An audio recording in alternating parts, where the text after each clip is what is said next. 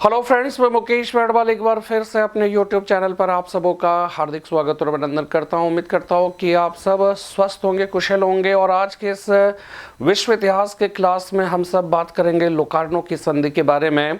Locarno की संधि से जुड़ा हुआ एक सवाल जो है, एक बार ये पूछा गया था कि 1925 ईस्वी में लोकार्नो की जो संधि हुई थी वो वर्साई की संधि के जो शर्तें थी उन शर्तों को नुकसान पहुंचाने वाली सिद्ध हुई।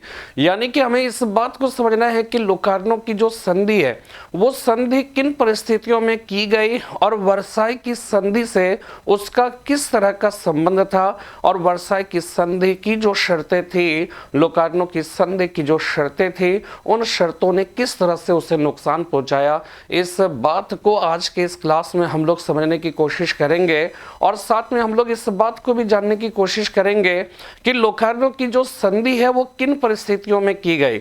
लोकार्नो की संधि के जो प्रावधान थे वो प्रावधान क्या थे, और साथ में हम लोग इस बात को भी समझने की कोशिश करेंगे कि इसकी जो अच्छाई थी, यानी कि जो लोकार्नो की संधि की जो अच्छी बातें थी वो अच्छी बातें क्या थी, और सबसे बड़ी बात कि इसकी जो कुछ कमियां थी वो कमियां क्या थी, यानी उसके दोष क्या थे।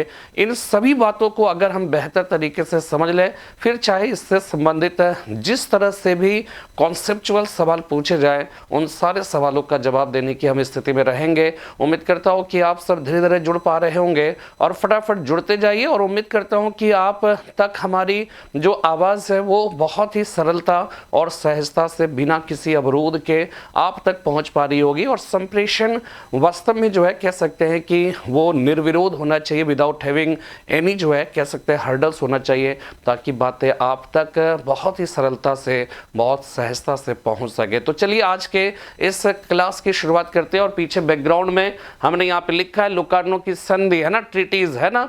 और एक बात ये ध्यान रखना है कि जैसे यूपी पीसीएस उत्तराखंड वो सब में जैसे ऑप्शनल खत्म हो गया, तो यूपी पीसीएस में भी समाप्त करने की बात हो रही है, ठीक है। लेकिन एक बात ये ध्यान से समझिएगा कि ऑप्शनल सब्जेक्ट ठीक है, एज ए ऑप्शनल कोई विषय नहीं रह जाएगा। लेकिन इतनी बात समझ लीजिए, जीएस में करीब करीब कह सकते हैं कि किसी भी विषय का कोई भी ऐसा टॉपिक नहीं होगा जिसकी सामान्य जानकारी आपको रखने की आवश्यकता नहीं पड़ेगी। तो मेरे हिसाब से क्या है कि ठीक है, थोड़ा सा कहीं ना कहीं वो क्या है कि एक एज ए ऑप्शनल जो सवाल पूछे जाते थे उसमें जो डेप्थनेस होता था, उसमें जो एक प्रकार से कह सकते हैं कि ट्विस्टेड जो सवाल होते थे, वो सवाल हो सकता है कि उस तरह से ना पूछा जाए। लेकिन इसका मतलब ये नहीं है कि प्रथम विश्व युद्ध है, वर्साई की संधि है, इसके बाद पेरिस शांति सम्मेलन है, या फिर लोकार्नो की संधि है, वीमर का संविधान है। आप इतना जान लीजिए कि ये विश्व इतिहास में तो पढ़ना ही पढ़ना है, लेकिन इंटरनेशनल रिलेशंस को भी अगर बेहतर तरीके से हम समझना चाहते हैं तो हमें इन सारी बातों की जानकारी अवश्य होनी चाहिए, ठीक है। तो फिलहाल ये सारी बातें हम सब समझने की कोशिश करेंगे। तो चलिए आज के इस क्लास की शुरुआत करते हैं। और यहाँ पे देखिए तीन महान शख्सियत वो क्या है कि यहाँ पर बैठे हुए, और महान शख्सियत है यहाँ पर अगर कहने की बात करें तो हम इन सारी शख्सियत की बात करें तो ये लोकार्नो की संधि से जुड़े हुए बहुत ही महत्वपूर्ण हस्ती है। इसमें एक जर्मनी के विदेश मंत्री है, दूसरा ब्रिटेन के विदेश मंत्री, और तीसरा फ्रांस के विदेश मंत्री। यानी कि ये तीन ऐसे लोग थे, या तीन ऐसा देश आप कह सकते हो, इन देशों के ये तीन प्रतिनिधि ऐसे थे जिन्होंने कि लोकार्नो की संधि को संपन्न कराने में अपनी महत्वपूर्ण भूमिका निभाई थी। यहाँ पर यह भी आपको समझना है कि हम लोग जब लोकार्नो की संधि की बात करते हैं तो लोकार्नो की संधि को समझने के पहले हमें फ्रांस की स्थिति को समझना बहुत ही मतलब कह सकते हैं कि आवश्यक है। और कहीं ना कहीं लोकार्नो की जो संधि थी फ्रांस की शांति की जो खोज है उस खोज का परिणाम है। और शांति की खोज फ्रांस क्यों करना चाहता है ये हमें आपको बतलाने की आवश्यकता है। और आप जान लीजिए कि हुआ क्या था कि जब हम प्रथम विश्व युद्ध की बात कर रहे थे, उसके प्रारंभ होने के कारण की बात कर रहे थे, ठीक है। उसके जो कारण थे तात्कालिक और उसके जो भी दीर्घकालीन जो भी कारण थे, साथ में उसके जो परिणाम हुए, उन सारी बातों की विवेचना जब हमने किया तो हमने ये बतलाने की कोशिश की थी कि जो प्रथम विश्व युद्ध था उसमें दो तरह के गुट थे। एक गुट मित्र राष्ट्र का गुट था, दूसरी केंद्रीय शक्ति का गुट था, ठीक है। तो मित्र राष्ट्र उस युद्ध में जीत गए थे, ठीक है, मित्र राष्ट्र उस युद्ध में जीत गए थे। लेकिन और मित्र राष्ट्र में फ्रांस भी शामिल है और फ्रांस भी जीत गया, इसका मतलब है फ्रांस भी जीत गया। लेकिन ये ध्यान रखिएगा कि इस युद्ध में सबसे कह सकते हैं कि अगर हम विजेता राष्ट्र की तरफ से देखें तो विजेता राष्ट्र में फ्रांस जीत जरूर गया था, लेकिन उसकी स्थिति जो है बहुत ही खराब थी। ठीक है, उसकी स्थिति, उसकी आर्थिक स्थिति बहुत ही खराब थी और सबसे बड़ी बात कि वो अपनी सुरक्षा को लेकर जो है वो लगातार सशंकित था। सशंकित इसलिए, अगर आप देखिए, सशंकित इसलिए है कि ये आप देखिए, अगर हम यूरोप का नक्शा, तो यूरोप में हमें हर देश के बारे में अभी फिलहाल यहां पे देखना नहीं है। ठीक है, लेकिन यहां पे देखिए देखना क्या है कि ये देखिए, ये फ्रांस का क्षेत्र है ना, ये फ्रांस आपको दिख रहा है और ये आप दिख रहा है जर्मनी। ठीक है, तो आप देख रहे हैं कि इसकी जो सीमा है, ये सीमा क्या है, फ्रांस से टकराती है। जर्मनी की सीमा जो है वो किससे टकरा रही है, पोलैंड से टकरा रही है। ये जो है ना, ये चेकोस्लोवाकिया का क्षेत्र है, इससे टकराती है। ठीक है, जर्मनी का जो है वो क्या है, बेल्जियम, यहाँ पे नीदरलैंड से भी टकराते हैं, लेकिन नीदरलैंड के संबंध में यहाँ पर किसी तरह की कोई बात नहीं करनी है, क्योंकि लोकार्नो की संधि से जो नीदरलैंड है, उस नीदरलैंड का किसी तरह का कोई संबंध नहीं है। जो संबंध है वो किससे है, तो यहाँ पे देखिए ये ब्रिटेन है, ग्रेट ब्रिटेन का क्षेत्र है, ये आप देखिएगा फ्रांस का क्षेत्र हो गया। इसके बाद ये बेल्जियम का क्षेत्र है, बेल्जियम की राजधानी जो है वो ब्रुसेल्स है। ठीक है, ये बेल्जियम का क्षेत्र है, ये जर्मनी का क्षेत्र है। इसके बाद ये चेकोस्लोवाकिया का क्षेत्र है और ये है पोलैंड का क्षेत्र। ठीक है, तो यहां पे देखिए फ्रांस की जो अवस्थिति है, अगर देखा जाए तो प्रथम विश्व युद्ध में दो भिन्न भिन्न गुट में शामिल था। फ्रांस जो है वो मित्र राष्ट्र के खेमे में शामिल था, जर्मनी जो है वो किस खेमे में शामिल है, वो केंद्रीय शक्ति के खेमे में शामिल है। इसका मतलब है कि जर्मनी और फ्रांस एक दूसरे का क्या है, कट्टर विरोधी हो गया, एक दूसरे का क्या हो जाएगा, कट्टर विरोधी हो जाएगा।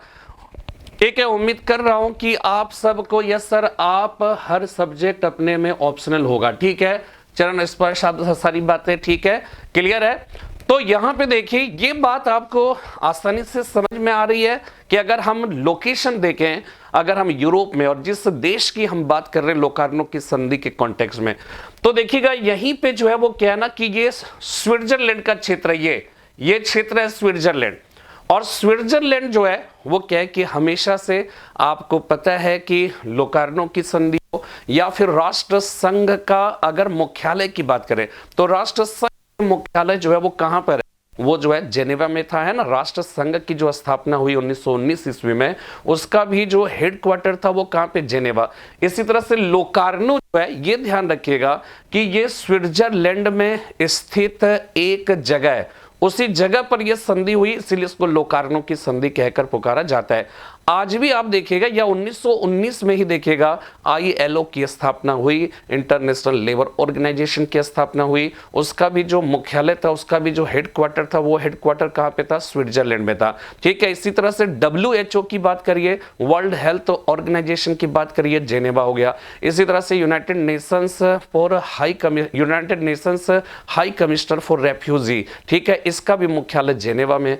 तो आप एक चीज नोटिस करोगे कि ये स्विट्जरलैंड का जो क्षेत्र था, ये क्षेत्र जो है वो न्यूट्रल था, और न्यूट्रल होने की वजह से क्या होता था कि वहां पे समझौते जो है वो कोशिश की जाती थी वहां पर करने की। और दूसरी इंपॉर्टेंट बात कि जो भी कह सकते हैं कि कोई प्रमुख संस्था होती थी, उसका मुख्यालय कह सकते हैं कि स्विट्जरलैंड के ही क्षेत्र में मतलब रखने की कोशिश होती थी, लेकिन ये कोई यूनिवर्सल जो कोई नियम था ऐसा नहीं है। ठीक है, भिन्न भिन्न क्षेत्रों में न्यूयॉर्क का जो है वो, अगर आप देखिए UNO का है ना, UNO का मुख्यालय जेनेवा में नहीं है। ठीक है, तो वो कोई नहीं है, लेकिन फिर भी अगर आप देखिएगा कि अगर अधिकांश केसेस में आप देखिएगा तो यह स्विट्जरलैंड का क्षेत्र जो है वहां पर बहुत सारी संधियां, बहुत सारी ऐतिहासिक संधियां हुई है, बहुत सारे महत्वपूर्ण अंतरराष्ट्रीय संस्थाओं का मुख्यालय वहां स्थित है। ठीक है, तो ये होगा फ्रांस है। इन यहाँ पे स्पेन पुर्तगाल का कोई मतलब नहीं है, यहाँ पे मतलब का किससे मतलब, ठीक है, बेल्जियम का क्षेत्र हो जाएगा,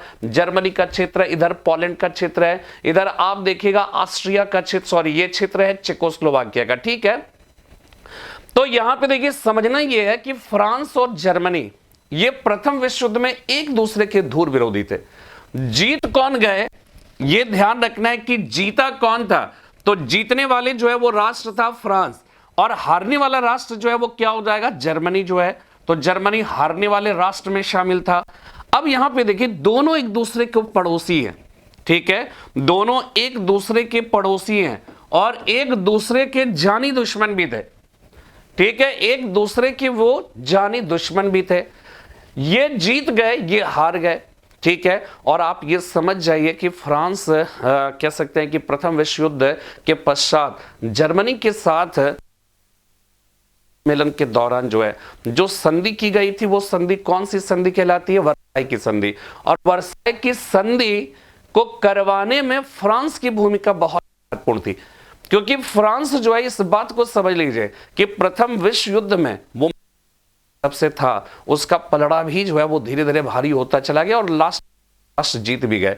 लेकिन प्रथम विश्व युद्ध के समय में ही जो है कहा जाता है कि फ्रांस इस बात को लेकर मतलब कह सकते हैं कि बहुत ही गंभीरता पूर्वक विचार करने लगा था कि जर्मनी अगर पराजित होता है, ठीक है, और उसके साथ जो भी संधि की जाएगी, जाहिर सी बात है कोई लाभप्रद संधि तो होगी नहीं, हर देश जर्मनी से बदला लेना चाहेगा। तो फ्रांस इस बात को लेकर सशंकित था कि ये हमारे पड़ोसी राज्य, वो ब्रिटेन से कहीं ज्यादा परेशान था। ब्रिटेन परेशान नहीं था, ठीक है, क्योंकि ब्रिटेन जो है वो काफी था, लेकिन ये वो जर्मनी के पास था। तो इस बात को लेकर बहुत ही कह सकते हैं सशंकित था कि युद्ध में मित्र राष्ट्र जीत गए, लेकिन जर्मनी के साथ वर्साई की संधि के अंतर्गत जो एक आरोपित प्रतिशोधात्मक एक तरफा जो संधि की गई है, उस संधि के अंतर्गत, ठीक है, उस संधि के अंतर्गत जो जर्मनी को नुकसान पहुंचाया गया, जो उससे युद्ध की क्षतिपूर्ति के रूप में जो एक तरह से मनमाना जो है वो क्या की रकम की जो वसूली की जा रही थी, साथ में उसके क्षेत्र को जो है जो नुकसान पहुंचा था।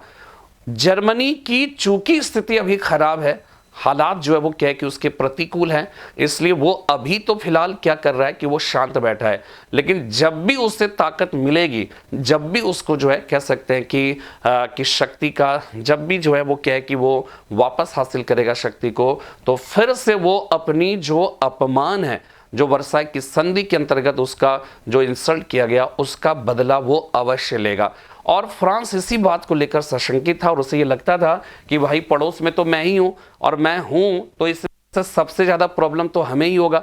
और इसका जो फ्रांस की जो ये शंका थी ना, वो निर्मूल नहीं थी, यानी कि इसकी शंका बेवजह नहीं थी। पिछले 100 सालों में ऐसा कहा जाता है कि फ्रांस का जर्मनी के साथ जो है लगभग 3 बड़े बड़े युद्ध हुए, उसमें से 2 युद्धों में जर्मनी पेरिस तक पहुंच गया था और तीसरे युद्ध में उसने उत्तरी फ्रांस को तहस नहस कर दिया था। इसीलिए अच्छा, दूसरी इंपॉर्टेंट बात यह भी समझना है कि जर्मनी का जो पॉपुलेशन था, वो पॉपुलेशन फ्रांस की तुलना में ज्यादा था। फ्रांस की तुलना में जनसंख्या की वृद्धि दर भी फ्रांस की है, जर्मनी की जो है वो ज्यादा थी। जर्मनी का जो कह सकते हैं कि वहां पर प्राकृतिक जो संसाधन थे, उस संसाधन के दृष्टिकोण से भी जर्मनी जो है फ्रांस की तुलना में ज्यादा रिच था, ज्यादा समृद्ध था। और इसलिए कहा जाता है कि फ्रांस के मन में, उसके अवचेतन मन में कह सकते हैं कि हमेशा से इस बात की जो है कह सकते हैं कि प्रथम विश्व युद्ध के बाद से ही जो है शंका जो है वो बनी रही कि अगर जर्मनी की जो है वो कह सकते हैं कि अगर वो शक्ति वापस हासिल करेगा, वो निश्चित रूप से हमारे खिलाफ वो कार्रवाई करेगा। और एक तरह से ये समझ लीजिए कि वर्साई की संधि के अंतर्गत जो है जो फ्रांस जो है उसने क्या किया था कि उसने पूरी कोशिश की कि जर्मनी की जो ताकत है उस ताकत को एकदम चूस लिया जाए, उसके जो मांसपेशियां हैं उन मांसपेशियों से कह सकते हैं कि सारी जो है कह सकते हैं कि रक्त को वो चूस ले, ताकि वो इतना कमज़ोर हो जाए, इतना कमज़ोर हो जाए कि वो फ्रांस के विरुद्ध जो है वो कभी भी सर उठा ना सके। ठीक है, लेकिन क्या था कि ये सारी चीज़ें, इसलिए वर्साई की संधि में बड़ी रिट्रीब्यूटिव था, एक तरह से प्रतिशोधात्मक था, सब कुछ था। लेकिन फिर भी फ्रांस जो है इस बात से डरा हुआ था कि जो है जर्मनी को अगर ताकत वापस मिलती है तो वो उस ताकत को जो है वो प्राप्त करने की कोशिश करेगा, अपने खोए हुए राज्य को, अपने खोए हुए स्वाभिमान को जो है वो प्राप्त करने की कोशिश करेगा। तो इस वजह से क्या होता है कि फ्रांस की जो एक प्रकार से सुरक्षा की जो खोज है ना, वही खोज अंततः परिवर्तित हो जाता है लोकार्नो की संधि में। ठीक है, वही अंततः परिवर्तित हो जाता है लोकार्नो की संधि में। ठीक है, अब यहां पे देखिए फ्रांस क्या क्या कोशिश करता है? फ्रांस की कोशिश जो है वो क्या होता है कि सबसे पहले वो क्या करता है कि जर्मनी को चारों तरफ से घेरने की कोशिश करता है। इसलिए फ्रांस क्या करता है? बेल्जियम से संधि करता है। फ्रांस किससे संधि करता है? पोलैंड से संधि करता है। फ्रांस किससे संधि करता है? चेकोस्लोवाकिया से संधि करने की कोशिश करता है। ठीक है, तो इस तरह से फ्रांस जो है वो क्या है कि ये संधि करता है। लेकिन ये संधि करने से क्या होता है कि जर्मनी के मन में फ्रांस के लिए कह सकते हैं कि जो भावनाएं हैं वो भावनाएं और भी जो है वो क्या है कि भड़क रही थी। ठीक है, इससे क्या हो रहा था कि फ्रांस जितनी अपनी सुरक्षा का वो प्रवाह करता था, ठीक है, अपनी सुरक्षा का वो प्रवाह करता था, उतना ही जो है कह सकते हैं कि माहौल अगर देखा जाए तो जर्मनी की नाराजगी का एक बहुत बड़ा कारण बनता जा रहा था। ठीक है, तो ये बात सही है कि यहां पर जो है फ्रांस सशंकित था और वो जर्मनी के चारों तरफ के जो राज्य थे उसको छोटे छोटे लघु गुट कहकर पुकारा जाता था। ठीक है, इसी तरह से जो है फिर क्या होता है कि वो जेनेवा प्रोटोकॉल भी करता है। जेनेवा प्रोटोकॉल जो है वो क्या होता है कि एक प्रकार से ब्रिटेन है, फ्रांस है और जर्मनी, ये सब मिलकर क्या करते हैं कि एक जेनेवा प्रोटोकॉल जो है उस पर साइन करते लीग ऑफ नेशंस में। ठीक है ना, यानी कि राष्ट्र संघ में। ये 1924 के आसपास में हुआ था और उसमें जो है कह सकते हैं कि एक प्रकार से मतलब युद्ध से बचाव की एक गारंटी जो है वो क्या है कि दिया गया। लेकिन चूंकि अमेरिका ने क्या किया था कि उसको जो है उसने रिकमेंड नहीं किया, उसने उसको मान्यता नहीं दी और इस वजह से जैसे लीग ऑफ नेशंस का जो बुरी दुर्गति हुई थी ना अमेरिका के नहीं शामिल होने पर, आप सोचिए कि कितना बड़ा दुर्भाग्य था कि अमेरिका के राष्ट्रपति वुडरो विल्सन का मानस पुत्र जो है लीग ऑफ नेशंस था, लेकिन लीग ऑफ नेशंस के सदस्य खुद जो है अमेरिका नहीं हो सका। बाद में ये कहा जाता है कि जो वुडरो विल्सन है ना, वुडरो विल्सन की डेथ जो है हार्ट अटैक की वजह से हुआ। अब वो हालांकि इसके लिंक तो नहीं, लेकिन उसके मन में भी कहीं ना कहीं जो है फ्रैंकलिन डेलानो रूजवेल्ट के मन में ये बात तो जरूर होगी, सॉरी वुडरो विल्सन के मन में ये बात तो जरूर होगी ना कि उसने जिस संगठन की स्थापना में जो है अपना जो है वो क्या है कि पूरा जी जान लगा दिया, उन्हीं के देश ने उसे, उन्हीं के देश के सीनेट ने उसको रिकमेंड नहीं किया। ठीक है, ये एक अफसोस की बात है। तो अमेरिका सदस्य नहीं बना राष्ट्र संघ का, तो राष्ट्र संघ की विफलता का एक बहुत बड़ा कारण बन गया अमेरिका का उसका सदस्य ना होना।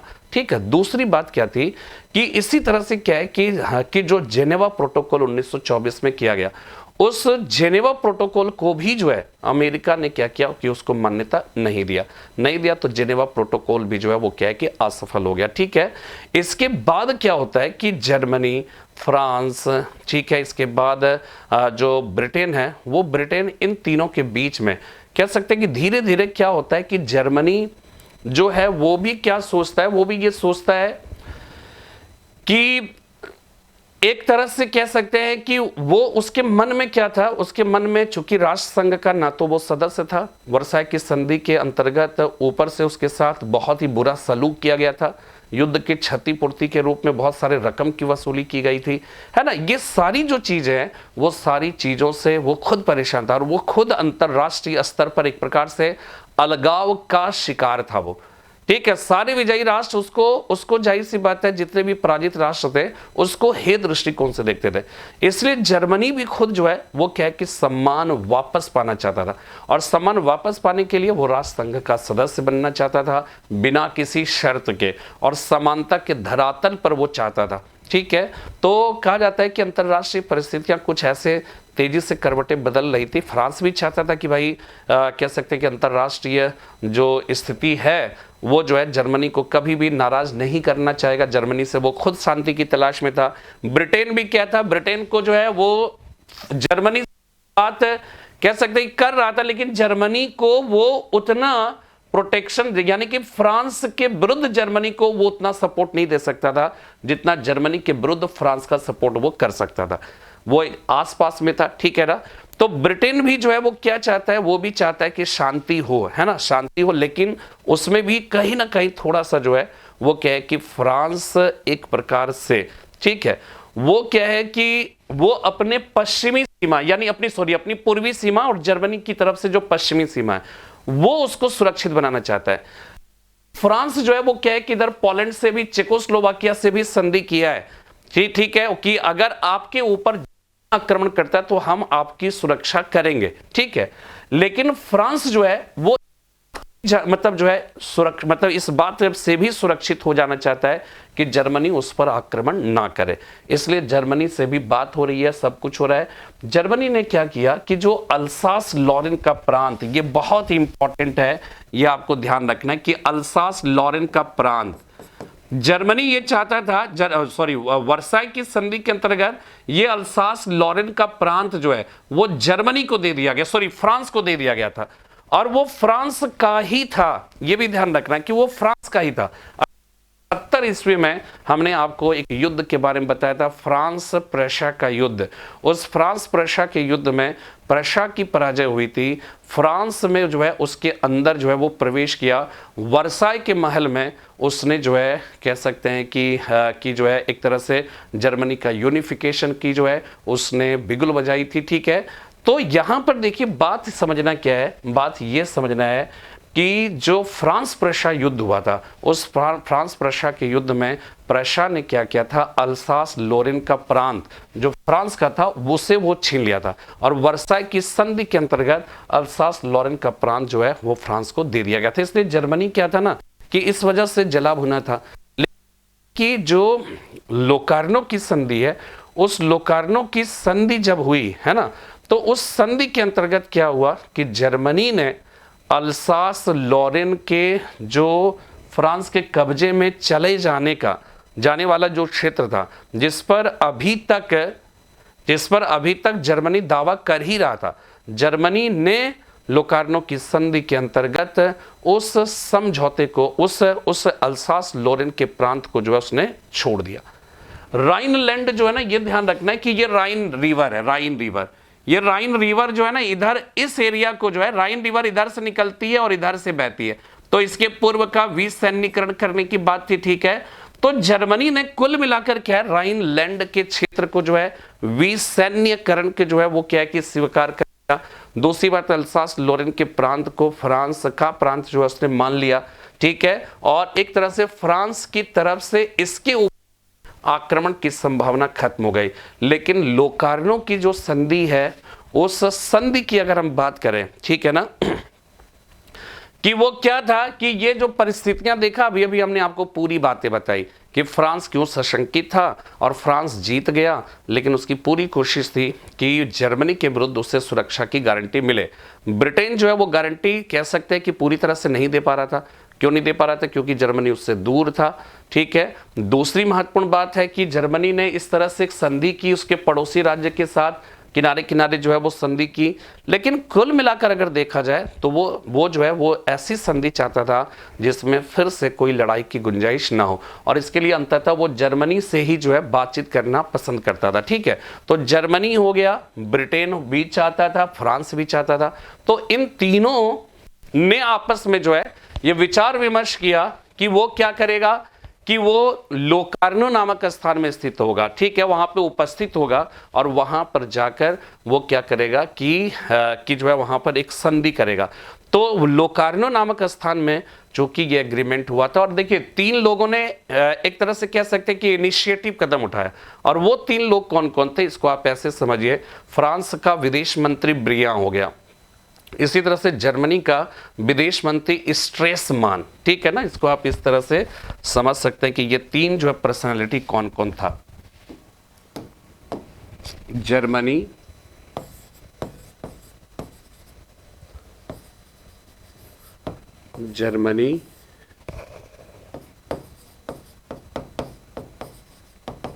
ब्रिटेन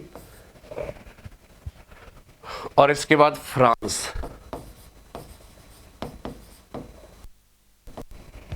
जर्मनी, ब्रिटेन और फ्रांस, ठीक है। जर्मनी का जो विदेश मंत्री है,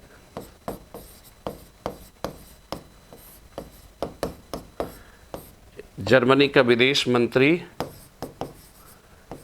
स्ट्रेसमान, ब्रिटेन का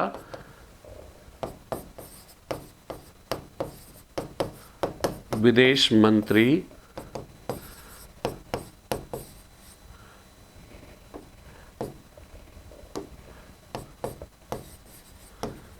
ऑस्टिन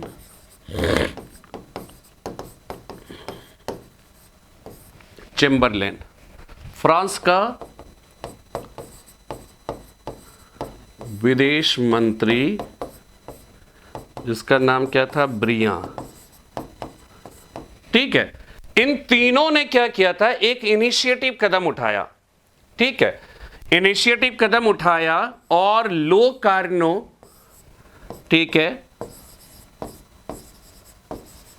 लोकार्नो एग्रीमेंट, ठीक है, 1925 ईस्वी में किया। और यह ध्यान रखना है, ये जो 1925 ईस्वी में किया गया, अब देखिए ये क्या दिखा रहा है, ये दिखा रहा है कि जर्मनी भी चाहता है कि भाई फ्रांस की तरफ से हमारे ऊपर किसी तरह के आक्रमण की संभावना ना रहे। फ्रांस भी ये चाहता है कि जर्मनी प्रतिशोधात्मक बदला फिर से ना ले ले। ब्रिटेन क्या चाहता है, ब्रिटेन ये चाहता है कि भाई मतलब वो एक तरह से कह सकते हैं कि पूरी दुनिया में जो विशाल साम्राज्य की स्थापना जिसने किया था वो तो ब्रिटेन ने किया था। ब्रिटेन क्या है कि कोई भी देखिए व्यापारी जो व्यापार करता है वो ये चाहता है कि परिस्थितियों में अपेक्षाकृत शांति जो है वो बनी रहे, ताकि उसके व्यापार को किसी तरह का डिस्टरबेंस ना हो। ठीक है ना, तो ब्रिटेन जो है वो क्या करता है कि वो भी चाहता है कि निसंधि हो। तो इसी वजह से चूंकि तीनों चाह रहा है, इसलिए तीनों के जो विदेश मंत्री हैं, स्ट्रेसमान, ऑस्टिन चैम्बर और ब्रियां, ठीक है, ये सब जो है वो क्या है कि इसको आप ऐसे समझिए, ये एस है, ये सी है और ये क्या है, बी। तो आप एक कोडिंग देख सकते हैं कि बीएससी इसका कोडिंग है, बीएससी। ठीक है ना, तो ये जो है वो क्या है कि दिल से चाह, लेकिन याद रखिएगा लोकार्नो एग्रीमेंट पर सिग्नेचर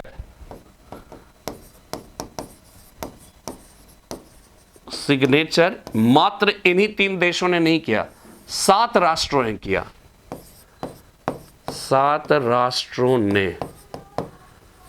राष्ट्रों ने की। ठीक है, और इसमें 7 प्रावधान थे,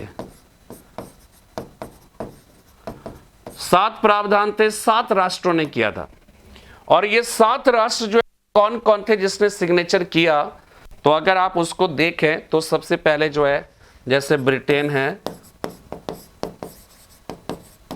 ठीक है, इसके बाद फ्रांस हो जाएगा, जर्मनी है, बेल्जियम हो गया, Britain, France, Germany, Belgium, Poland, Czechoslovakia,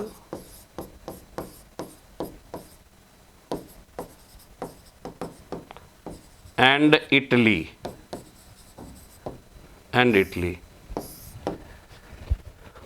इन 7 राष्ट्रों ने क्या किया था कि ये जो है संधि, लोकार्नो की संधि की। ठीक है, और एक बात ध्यान रखिएगा, इसमें जो प्रावधान थे ना वो 7 प्रावधान थे, और 7 प्रावधान में सबसे पहला जो प्रावधान था जिसको राइनलैंड की संधि भी कहकर पुकारा जाता है, वो जर्मनी और फ्रांस के बीच हुआ था।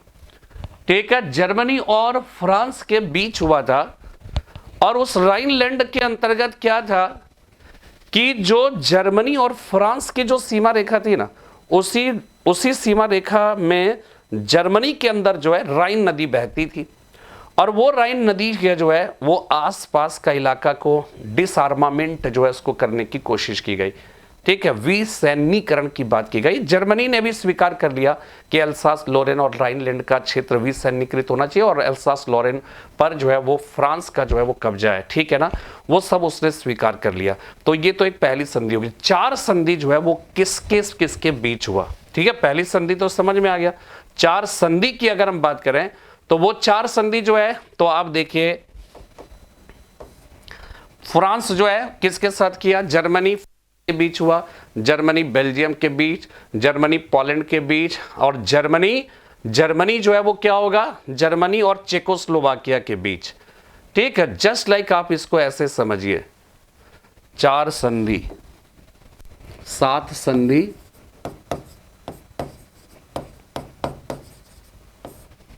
पहला जो है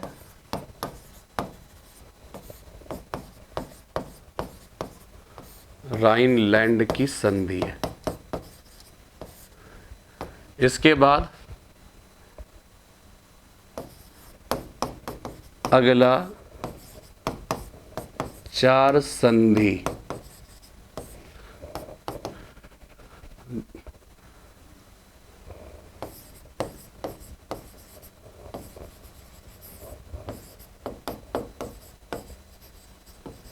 जर्मनी व फ्रांस के बीच, फिर जर्मनी व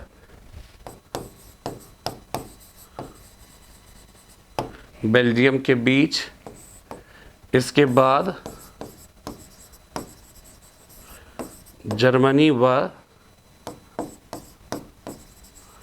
पोलैंड के बीच, इसके बाद जर्मनी व चेकोस्लोवाकिया के बीच। ठीक है, ये 4 संधि जो है ये जर्मनी और उसके पड़ोसी देशों के बीच हुआ।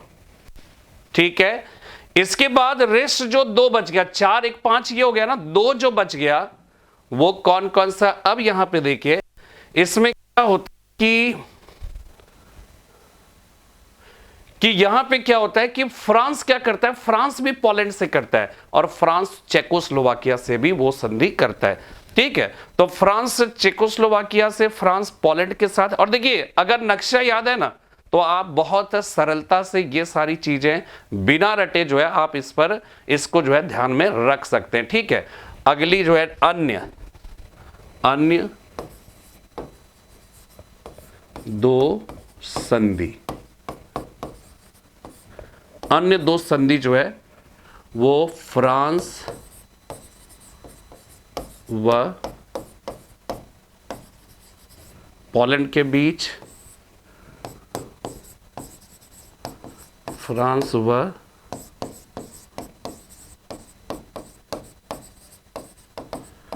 चेकोस्लोवाकिया के बीच। और आप ये समझ लीजिए कि फ्रांस जो है ना वो इतना सशंकित रहता है और आसपास जो जर्मनी को जो है, जर्मनी के पड़ोसी जो सीमावर्ती जो राज्य है उन राज्यों के साथ संधि कर, एक प्रकार से ये समझ जाए कि वो इतना सशंकित था कि वो जो है कह सकते हैं कि जर्मनी को चारों तरफ से घेरने की उसकी जो कोशिश थी, वो कोशिश क्या होता है कि लोकार्नो की संधि तो हो जाती है, लेकिन बाद में क्या होता है कि वो जर्मनी के नाराजगी का एक बहुत बड़ा कारण बनता है। और हिटलर फिर जब उदय होता है तो हिटलर फिर क्या करता है कि उसका नाबूद करने की कोशिश करता है। ठीक है, तो यहां पे देखिए अब मेरी बात समझिए कि ये 7 संधि, अब इस संधि की कुछ और विशेषता के बारे में बात करें तो आपको जो है ये समझ में आएगा कि वो संधि जो है वो क्या थी। ठीक है ना, इसके बारे में और समझिए कि लोकार्नो की संधि की और क्या क्या बातें हैं। ठीक है, तो देखिए ये जर्मनी है, जर्मनी का ये पश्चिमी हिस्सा है, पश्चिमी हिस्सा में फ्रांस और बेल्जियम है। तो जो लोकार्नो की संधि हुई, उस लोकार्नो की संधि के अंतर्गत यह कह सकते हैं कि यह बात कही गई कि जर्मनी जो है वो पश्चिमी सीमा की तरफ, अल्सास लॉरेन हो गया, राइनलैंड वगैरह का क्षेत्र, उधर वो किसी तरह की कोई सैन्य अभियान नहीं करेगा, कोई सैनिक कार्रवाई नहीं करेगा, विसैन्यीकृत करेगा। ठीक है, यानी कि फ्रांस को उसने आश्वासन दिया कि भाई अल्सास लॉरेन का प्रांत तुम ले लो। ठीक है, राइनलैंड में मैं डिसआर्मामेंट के जो है यानी कि मैं किसी तरह का सैन्यीकरण नहीं करूंगा। ठीक है, तो बदले में आपको भी हमला नहीं करना, मैं भी उस पर हमला नहीं करूंगा। तो पश्चिमी सीमा जो है वो क्या था कि वो एक प्रकार से सुरक्षित, पूर्वी जर्मनी फ्रांसीसी सीमा, पश्चिमी सीमा जो है वो क्या हो गया, एक तरह से सुरक्षित हो गया।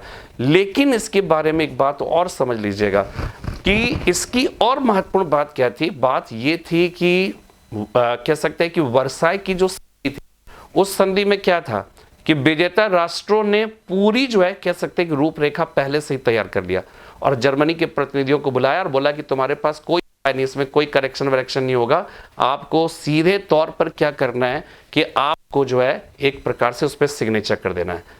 ठीक है, लेकिन वहां पर यानी कि एक प्रकार से वर्साई की संधि एक तरफा था, उसमें जर्मनी की इच्छाओं और आकांक्षाओं का किसी तरह का कोई भी ख्याल वहां पर रखा नहीं गया था।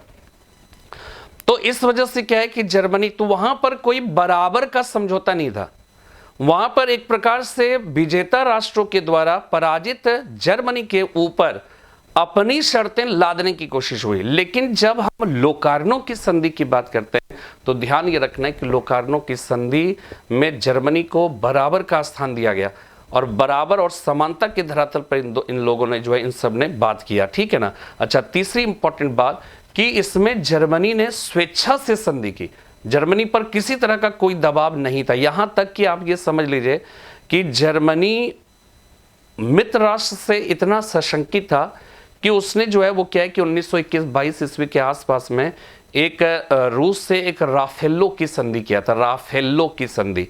और उस संधि के अंतर्गत रूस और जर्मनी जो है एक दूसरे को सहयोग देने का जो है वो निर्णय किया था, ठीक है, सहयोग देने का निर्णय किया। तो अब देखिए क्या होता है कि जर्मनी की स्थिति देखिए कितनी मतलब जो वर्साई की संधि में कितनी दयनीय थी और यहां पर कितनी बेहतर थी, इसका आकलन इस आधार पे कर सकते हैं कि राफेल्लो की संधि जो है उसने रूस के साथ किया, रूस से आश्वासन एक दूसरे के विरुद्ध लिया कि अगर किसी तरह की कोई भी संकट की स्थिति होती है तो एक दूसरे को हेल्प करेगा, ठीक है।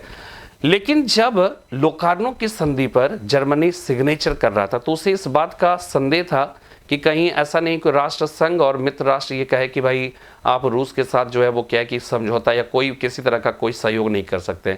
लेकिन राष्ट्र संघ और जो मित्र राष्ट्र थे उन्होंने जर्मनी को बहुत बड़ा अधिकार दिया। उन्होंने कहा कि नहीं, आप राष्ट्र संघ का सदस्य हैं, ठीक है, कोई बात मतलब जो है इससे आपका रूस के साथ जो संबंध है उस संबंध पर कोई बुरा असर नहीं पड़ेगा, वो आपका अपना रिश्ता है, अपने हिसाब से उसको जो है उसको टैकल करिए। तो ये एक प्रकार से क्या हो रहा है, एक प्रकार से जर्मनी को बहुत ही ज्यादा फ्रीडम दिया जा रहा है। और आप इतनी बात समझ लीजिए कि जर्मनी को जो राष्ट्र संघ का जो परिषद था, काउंसिल था, उसका अस्थाई सदस्य भी बना दिया गया, ठीक है, अस्थाई सदस्य भी बनाया गया। इसकी वजह से जानते हैं जो स्पेन है, चाइना है, ब्राजील है, वो सब इससे नाराज भी हो गया राष्ट्र संघ के इस कृत्य से। और यहां तक ब्राजील वगैरह सब उसने भी, जो स्पेन है, चाइना है, ये सब भी बोला कि भाई हमको भी अस्थाई सदस्य मान लिया जाए, हमें भी शामिल किया जाए। और यहां तक कि जो है इस बात को समझिएगा कि राष्ट्र संघ में जो है कह सकते हैं जर्मनी को शामिल करने से क्या हुआ कि ब्राजील पहला देश था जो राष्ट्र संघ में जर्मनी के शामिल किए जाने से उसने त्याग पत्र दे दिया था, उसने अपनी सदस्यता त्याग दी थी। इससे एक्चुअली नुकसान क्या हुआ कि जर्मनी का जो एटीट्यूड था, है ना, वो सब ठीक है कि आपने बराबर के धरातल पर ये सब, लेकिन बहुत सारे ऐसे देश थे वो इसको इजीली एक्सेप्ट नहीं कर सकते थे क्योंकि उनको लगता था कि ये जर्मनी जो है मनमाना कभी ना कभी अपना आचरण करेगा, ठीक है। तो राष्ट्र, तो इससे क्या हुआ कि जर्मनी को बनाने से ब्राजील ने अपने को स्वतंत्र कर लिया, इस तरह से और सारे देशों ने। तो वर्साई की जो संधि की बातें थी और पेरिस शांति सम्मेलन में जो बातें कही गई थी उन सब को कहीं ना कहीं धक्का पहुंचा, ठीक। तीसरी देखिएगा नेक्स्ट इंपॉर्टेंट बात कि पश्चिमी सीमा जो है वो क्या की हो गया, ठीक है। इसमें एक चीज ये जान लीजिएगा कि फ्रांस के साथ बराबरी के धरातल पर बात की गई, जर्मनी के साथ बराबर के धरातल पर बात की गई। जर्मनी ने अल्सास लॉरेन का प्रांत दे दिया और यह कहा जाता है कि लोकार्नो की संधि भविष्य में जर्मनी और फ्रांस के बीच जो तनातनी का जो एक हमेशा से वातावरण छाया रहता था, अगले कुछ सालों के लिए, मतलब ये कहा जाता है कि उस समय तो यही कल्पना की गई थी कि फ्रांस और जर्मनी के बीच की जो शत्रुता है उस शत्रुता का हमेशा के लिए अंत हो जाएगा। हालांकि हमेशा के लिए तो नहीं हुआ 1939 तक, लेकिन फिर भी अगर आप देखा जाए तो अगले 14-15 सालों तक कहीं ना कहीं किसी न किसी रूप में जो है वहां पे शांति बनी रही, ठीक है। अब देखते हैं हम लोग जो है क्या है कि बराबर के धरातल पर है, ये बात है कि जर्मनी अपनी स्वेच्छा से किया सिग्नेचर, ये सारी बातें, लेकिन इसका ड्रॉबैक क्या है? ड्रॉबैक, इसका सबसे बड़ा जो ड्रॉबैक था वो ड्रॉबैक क्या था कि रूस को इसमें बुलाया ही नहीं गया था। यानी कि लोकार्नो के सम्मेलन में रूस को किसी तरह का वेटेज नहीं दिया गया था, किसी तरह का कोई भी रिस्पॉन्ड नहीं किया गया था। तो रूस को यह लगता था कि ये जो है संधि, जो लोकार्नो की संधि है, ये पूंजीपतियों की संधि है, ठीक है। ये एक बहुत बड़ी जो है नाराजगी का कारण बन जाता है रूस की जो है, ठीक है। दूसरी इंपॉर्टेंट बात समझिएगा कि रूस इसलिए भी नाराज हुआ कि जर्मनी पश्चिम की ओर नहीं जाएगा, अल्सास लॉरेन राइनलैंड वो उसकी सीमा रेखा है, लेकिन फ्रांस का पूर्व की ओर जो पोलैंड और चेकोस्लोवाकिया का क्षेत्र है, उस और आगे बढ़ने पर किसी तरह का रिस्ट्रिक्शंस नहीं था, किसी तरह की इसमें कोई बात ही नहीं की गई। पश्चिमी सीमा पश्चिमी सीमा पश्चिमी सीमा की बात तो कर दी गई, लेकिन पूर्व की ओर जो जर्मनी है वो अपना कदम नहीं बढ़ाएगा, अपना इंक्रोचमेंट जो है अपनी कह सकते हैं कि आक्रामक नीति नहीं अपनाएगा। इस संबंध में लोकार्नो की संधि में कोई बात नहीं की गई थी। ठीक है, इससे क्या होता है कि जो पोलैंड है, पोलैंड और चेकोस्लोवाकिया भी सशंकित हो जाता है, और सशंकित रूस भी हो जाता है, क्योंकि वो से लगता है कि भाई ये जर्मनी और पोलैंड के साथ कैसा, पोलैंड और चेकोस्लोवाकिया में क्या ना कि बहुत बड़ी संख्या में जर्मन लोग निवास करते थे। इसलिए जर्मनी क्या है कि वो कहता था कि मेरा एक स्वाभाविक अधिकार है इसके बहुत सारे क्षेत्रों पर, चेकोस्लोवाकिया और पोलैंड के क्षेत्रों पर। ठीक है, लेकिन क्या है कि लोकार्नो की संधि में ऐसी कोई बात नहीं की जाती। ब्रिटेन भी जो है वो नहीं चाहता है, ब्रिटेन भी जो है चाहता है कि भाई पश्चिम का केवल हिस्सा उसका सुरक्षित हो जाए, ताकि ब्रिटेन को भी किसी तरह का नुकसान जर्मनी से ना हो। फ्रांस भी सुरक्षित बचा रहे, बेल्जियम भी सुरक्षित बचा रहे। ठीक है, अब पूर्व में क्या होता है, ब्रिटेन को इससे मतलब था, ना ही फ्रांस को इससे मतलब था, लेकिन फ्रांस ने संधि किससे की थी, पोलैंड से। संधि किससे की थी, चेकोस्लोवाकिया से। लेकिन जब आप लोकार्नो की संधि पर सिग्नेचर कर रहे हो आप, है ना, और जर्मनी आप पर आक्रमण ना करे इस बात का अगर आश्वासन जर्मनी ही दे रहा है, तो फ्रांस को लगा कि पोलैंड और बेल्जियम अब हमारे साथ रहे या ना रहे उससे कोई बहुत बड़ा असर पड़ने वाला नहीं है। और पोलैंड और बेल्जियम भी इस फ्रांस के इस रवैये, जबकि फ्रांस ने क्या किया था, संधि किया था पोलैंड से, फ्रांस ने संधि की थी बेल्जियम से कि भाई तुम्हारे विरुद्ध कोई कार्रवाई होगा तो हम हेल्प करेंगे। लेकिन इस संधि के बाद फ्रांस ने एक प्रकार से मुंह मोड़ लिया, और बेल्जियम और पोलैंड जो है वो सशंकित हो गया, और रूस भी जो है वो क्या है कि नाराज हो गया। तो ये सब चीजें जो देखोगा ना, ये सारी परिस्थितियां देखेंगे, ये सब सेकेंड वर्ल्ड वॉर की पृष्ठभूमि को बाद में तैयार करेगा। समझ में बात आ रही है, ये सेकेंड वर्ल्ड वॉर की परिस्थिति को जो है तैयार करेगा। तो ड्रॉबैक यहां पे समझ में आ गया। तो विशेषता पहले समझ में आया कि अगर आपसे ये पूछा जाए लोकार्नो की संधि किन परिस्थितियों में हुई, तो आपको समझ में आ जाएगा फ्रांस की पूरी जो है उसके कह सकते हैं कि चिंता क्या थी और वो निर्मूल नहीं थे। ये सब बातें बताते हुए फिर क्या करेंगे, लोकार्नो की संधि के जो मुख्य प्रावधान थे वो प्रावधान क्या क्या थे। ठीक है, और साथ में उसका पश्चिमी सीमा के प्रति, जो जर्मनी की पश्चिमी सीमा थी उसके प्रति उसकी क्या पॉलिसी थी, और जर्मनी की जो पूर्वी सीमावर्ती जो देश है उसके प्रति उसकी क्या पॉलिसी थी। ये सब चीज़ जो है जर्मनी ने कैसे फ्रांस से, बेल्जियम से, पोलैंड से, चेकोस्लोवाकिया से, और फ्रांस ने कैसे जो है पोलैंड और चेकोस्लोवाकिया से संधि की। तो संधि तो कर रहे हो, लेकिन आप जैसे ही जर्मनी से पश्चिमी सीमा की तरफ से सुरक्षा की गारंटी मिल जाता है तो आप इनर्ट हो जाते हो। तो पोलैंड और चेकोस्लोवाकिया थोड़ा सशंकित हो जाता है, और चूंकि रूस को एक तरफ तो बुलाया नहीं गया, और दूसरी तरफ पूर्वी सीमा पर जर्मनी को चाहे किसी भी तरह का कदम उठाए उसके विरुद्ध अपना कार्रवाई करेंगे, तो इससे रूस भी तो सशंकित हो जाएगा ना, क्योंकि उसी दिशा में पूर्व की तरफ ही रूस भी पड़ता है।